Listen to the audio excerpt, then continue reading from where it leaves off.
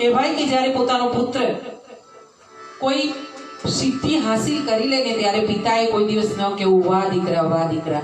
જોજો તમે એક બજાણ્યો હોય ને એનું છોકરું જ્યારે નાનું દીકરું એક દોરી પર ચાલતું હોય ને તો એ દોરી પર ચાલતા છોકરાને એનો બાપ નીચેથી ના કહેશે વાહ બેટા કમાલ બેટા. હા, એ કોઈ દિવસ નહીં રહે. એમ જ કહેશે કમી રહી ગઈ કમી રહી ગઈ કમી રહી ગઈ. કેમ? જો એનો બાપ એમ કે વાહ બેટા તો પેલું છોકરું દોરડી પરથી નીચે પડે.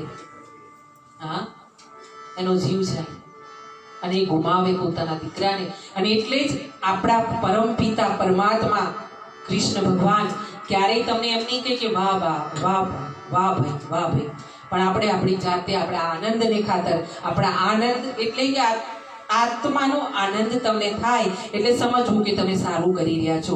કંઈ પણ તમે સમાજમાં કામ કરી રહ્યા છો, કોઈ પણ રીતનું કામ કરી રહ્યા છો, તમારા ઘર માટે, તમારા પરિવાર માટે, સ્નેહીજનો માટે, પ્રેમીજનો માટે, પડોશી માટે, સમાજ માટે, દેશ માટે, ગામ માટે કંઈ પણ કાર્ય કરી રહ્યા છો, ભલે તમે તમારા પોતાના માટે કામ કરી રહ્યા છો, પણ એ કામ કરવાના ડગલા મૂકતા તમને તમારા આત્મા દ્વારા કહેવામાં આવે હા તું બરાબર કરે છે, તો એ કાર્ય કરવું.